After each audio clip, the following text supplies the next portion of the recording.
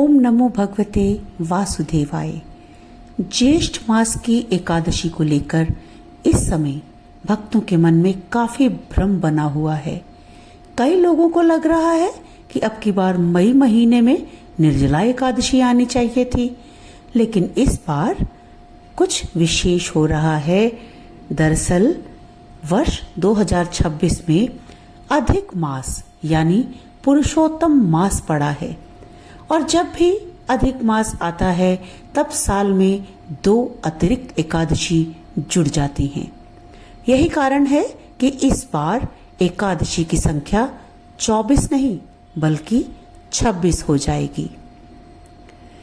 इसी अधिक मास के कारण ज्येष्ठ मास में आने वाली अगली एकादशी निर्जला एकादशी नहीं है बल्कि पद्मनी एकादशी है।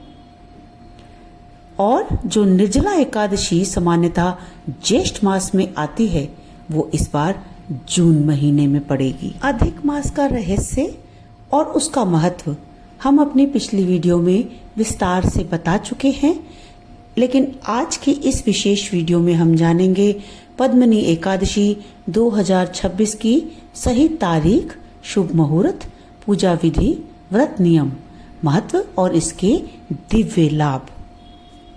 पूरी जानकारी प्राप्त करने के लिए वीडियो को अंत तक जरूर देखें। और अब बात करते हैं वर्ष 2026 की पद्मनी एकादशी की। पद्मनी एकादशी अधिक मास के शुक्ल पक्ष में मनाई जाती है।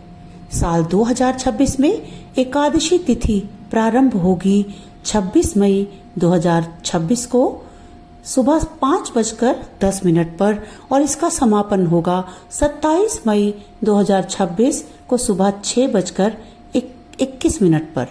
तो उदय तिथि के अनुसार पद्मनी एकादशी का व्रत 27 मई 2026 बुधवार को रखा जाएगा।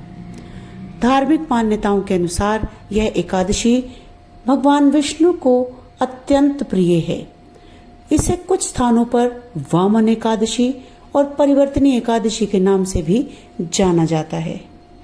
पद्मनी एकादशी पर पूजा और व्रत के लिए कई शुभ मुहूर्त बन रहे हैं। ब्रह्म मुहूर्त है सुबह 4:03 से 4:44 तक। यह समय ध्यान, स्नान और संकल्प के लिए अत्यंत शुभ माना गया है। लाभ उन्नति मुहूर्त रहेगा सुबह 5:25 से 7:08 तक। और अमृत सर्वोत्तम मुहूर्त रहेगा सुबह 7:08 से 8:52 तक। और शुभ उत्तम मुहूर्त होगा सुबह 10:30 बजे यानी 10:35 से दोपहर 12:18 तक। इन्हीं शुभ समय में भगवान विष्णु की पूजा करने से विशेष फल प्राप्त होता है। अब जानते हैं पद्मनी एकादशी की संपूर्ण पूजा विधि। क्या करना है उस दिन और क्या नहीं करना है। तो सबसे पहले सुबह जल्दी उठकर स्नान करें और स्वच्छ वस्त्र धारण करें। घर के मंदिर और पूजा स्थल को गंगा जल से शुद्ध करें। भगवान विष्णु की प्रतिमा या तस्वीर को स्थापित करें। इसके बाद हाथ में गंगा जल लेकर व्रत का संकल्प लें।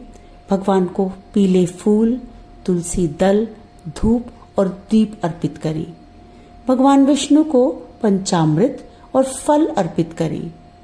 ओम नमो भगवते वासुदेवाय मंत्र का जाप करें। विष्णु सहस्त्र नाम का पाठ करें और शाम के समय भगवान विष्णु की आरती करें। और अगले दिन द्वादशी तिथि में विधि पूर्वक पारण करें, तभी आपका व्रत फलित होगा।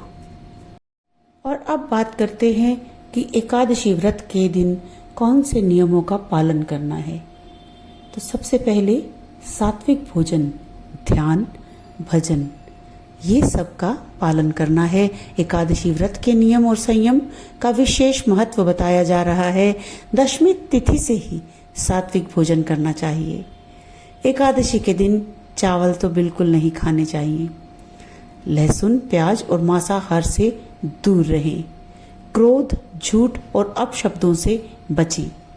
किसी की निंदा ना करें।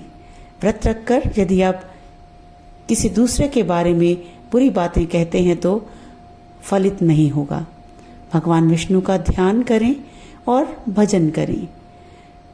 पूरा दिन व्रत रख के भगवान विष्णु के मंत्रों का ध्यान करते रहें, जाप करते रहें। रात्रि जागरण करना भी अत्यंत शुभ माना गया है। और अब बात करेंगे कि एकादशी व्रत के क्या लाभ हैं।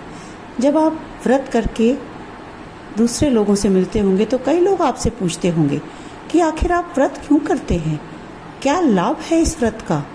तो आज आप जान लें, जिससे कि आप ऐसे लोगों को भी बता पाएंगे। धार्मिक मान्यताओं के अनुसार एकादशी व्रत करने से मन शांत होता है, घर में सुख समृद्धि आती है, नकारात्मक ऊर्जा दूर हो जाती है, भगवान विष्णु की कृपा प्राप्त होती है और मृत्यु के बाद उत्तम लोक की प्राप्ति होती है। कहा जाता है कि श्रद्धा से किया गया एकादशी व्रत हजारों यज्ञों के बराबर पुण्य देता है। भगवान विष्णु की आरती अवश्य करें। कौन सी आरती है जान लें। ओम जय जगदीश हरे, स्वामी जय जगदीश हरे, भक्त जनों के संकट क्षण में दूर करें, ओम जय जगदीश हरे। तो ये वाली आरती मैंने सिर्फ मुखड़ा गाया है, आप पूरी आरती ज़रूर करें व्रत करने की पूजा के बाद। और अगले दिन पारण करें सही समय पर। और समय मैंने आपको पहले ही बता दिया है कि किस समय पे आप पारण करेंगे। और पारण में ध्यान रखें कि जो भी आप जिस भी वस्तु से, जिस भी खाने से आप पारण करने जा रहे हैं उसमें लहसुन प्याज बिल्कुल नहीं होना चाहिए, यानी कि वो सात्विक होना चाहिए। पहले प्रभु को उसका भोग लगाएं तुलसी दल डालकर, क्योंकि तुलसी के बिना कोई भी प्रसाद जो है प्रभु स्वीकार नहीं करते। और उसके बाद वही प्रसाद लोगों में वितरित करके खुद भी खाएं। तो ये था कि आपको व्रत कैसे करना है।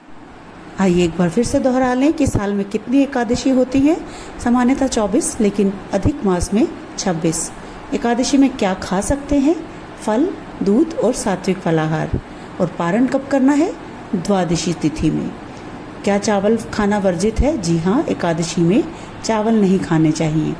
पद्मिनी एकादशी का यह पावन व्रत भगवान विष्णु की कृपा पाने का एक दिव्य अवसर माना जाता है। यदि श्रद्धा, नियम और भक्ति से यह व्रत किया जाए तो जीवन के बड़े से बड़े कष्ट भी दूर हो जाते हैं। अगर आपको यह जानकारी पसंद आई हो तो वीडियो को लाइक करें, शेयर करें और चैनल को सब्सक्राइब ज़रूर कर लें। कमेंट में लिखें जय श्री हरिनारायण। राधे राधे।